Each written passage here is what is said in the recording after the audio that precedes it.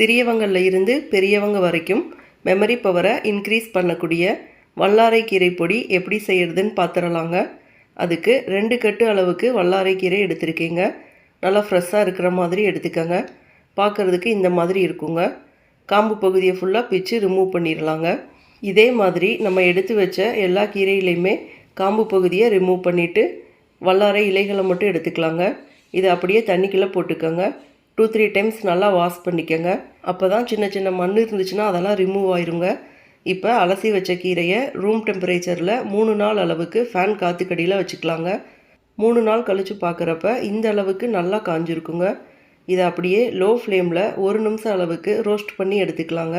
ஒரு இலையை எடுத்து கையில் ப்ரெஸ் பண்ணி பார்த்தீங்கன்னா இந்த அளவுக்கு தூளாகுங்க. இது கரெக்டாக இருக்குங்க. அப்படியே தட்டில் மாற்றிக்கலாங்க. அடுத்ததாக அதே கடாயில் 1/2 டீஸ்பூன் அளவுக்கு சீரகம் சேர்த்துக்கோங்க. 1/2 டீஸ்பூன் அளவுக்கு மிளகு சேர்த்துக்கோங்க. லோ ஃப்ளேமில் வச்சு கருக விடாமல் வறுத்துக்கலாங்க.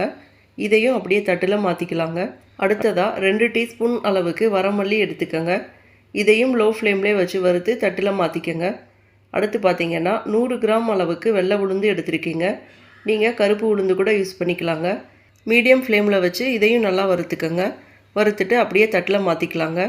அடுத்ததாக கடலைப்பருப்பு 1/2 கப் எடுத்துருக்கீங்க. இதையும் மீடியம் ஃப்ளேமில் வச்சு வறுத்துக்கலாங்க. அப்படியே தட்டில் மாற்றிக்கோங்க. அடுத்ததாக 6 வரமிளகாய் எடுத்துருக்கீங்க. உங்கள் காரத்துக்கு ஏற்ற மாதிரி ஒன்று கூடவோ குறைச்சோ சேர்த்துக்கோங்க. தேவையான அளவு உப்பு சேர்த்து லோ ஃப்ளேமில் வறுத்துக்கோங்க. வறுத்துட்டு இதையும் தட்டில் மாற்றிக்கலாங்க. இந்த மாதிரி எல்லா பொருளையும் வறுத்ததுக்கப்புறம் 1/4 டீஸ்பூன் அளவுக்கு பெருங்காயத்தூள் சேர்த்துக்கோங்க. சூடு ஆறுனதுக்கப்புறம் அப்படியே மிக்சர் ஜாருக்குள்ளே போட்டுக்கோங்க. போட்டுட்டு கொரகொரப்பாவோ இல்லாட்டி நைஸாவோ உங்கள் விருப்பப்படி அரைச்சி எடுத்துக்கோங்க. அவ்வளோதாங்க, வல்லாரை கீரை பொடி சூப்பராக ரெடி ஆயிடுச்சு. இதை அப்படியே ஒரு ஏர்டைட் கண்டெய்னரில் போட்டு ஸ்டோர் பண்ணி வச்சுக்கலாங்க. இந்த வல்லாரை பொடி பார்த்திங்கன்னா சாதத்தில் போட்டு பிசைஞ்சும் சாப்பிடலாங்க. இட்லி தோசைக்கு தொட்டும் சாப்பிட்லாங்க. இதே மாதிரி நிறைய ஹெல்த்தியான ரெசிபீஸ்க்கு நம்ம சேனலை மறக்காமல் சப்ஸ்கிரைப் பண்ணிக்கோங்க. தேங்க்யூ.